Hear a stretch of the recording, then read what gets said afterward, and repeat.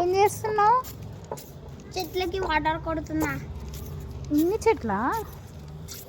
ఇవి మా డాడీ తెచ్చింది. ఎందుకంటే ఇప్పుడు వర్షాకాలం వస్తుంది కదా, ఇప్పుడే తొందరగా పెట్టాలి చెట్లు. ఏం చేస్తున్నావు?